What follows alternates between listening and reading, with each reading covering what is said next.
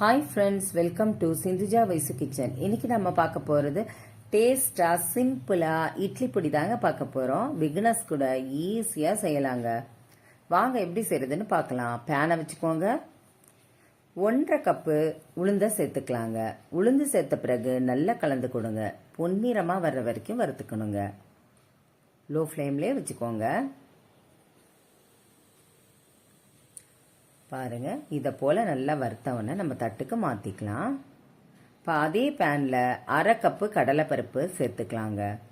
கடலைப்பருப்பு சேர்த்த பிறகு நல்லா வறுத்துக்கோங்க. இப்போ அதுவும் எடுத்துட்டு 1 கப்பு பொட்டுக்கடலையை சேர்த்துக்கலாம். பாருங்க, 1 கப்பு பொட்டுக்கடலையை சேர்த்துட்டு அதுவும் நல்லா வறுத்துக்கோங்க. இப்போ நல்லா வறுத்தாச்சுங்க. இப்போ தட்டுக்கு மாற்றிக்கலாம். இப்போ கொஞ்சமாக கட்டி பெருங்காயத்தை எடுத்து வச்சுருக்கேங்க. நல்லா கலர் சேஞ்ச் ஆகணுங்க, அது வரைக்கும் வறுத்துக்கோங்க. இதை போல் வந்தவொடனே நம்ம தட்டுக்கு மாற்றிக்கலாங்க. 1 ஸ்பூன் கல்லுப்பு, அதுவும் நல்லா வறுத்துக்கோங்க. இப்போ எடுத்துக்கலாங்க. இப்போ 2 கட்டு கருவேப்பிலை இலைகளை உதிர்த்து வச்சுருக்கேங்க. அதை அப்படியே பேனில் சேர்த்து நல்லா வறுத்துக்கோங்க. இதை போல் வந்தவொடனே நம்ம எடுத்துக்கலாங்க.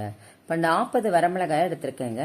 இந்த மிளகாய் கொஞ்சம் காரம் கம்மியாக இருக்குங்க, அதனால் கொஞ்சம் கூடவே சேர்த்துக்கிறேன். 40 சேர்த்துக்கிறேன். இப்போ நல்லா வறுத்த பிறகு நம்ம தட்டுக்கு மாற்றிட்டு நல்லா ஆற வச்சுக்கோங்க. ஆற வச்ச பிறகு மிக்சி ஜாரில் சேர்த்து இதை போல் அரைச்சிட்டு வந்துடுங்க. அரைச்சிட்டு வந்துட்டிங்கன்னா ஒரு பவுலுக்கு மாற்றிக்கலாங்க. அவ்வளோதாங்க, அவ்வளோ சூப்பராக இட்லி பொடி ரெடி ஆயிடுச்சுங்க.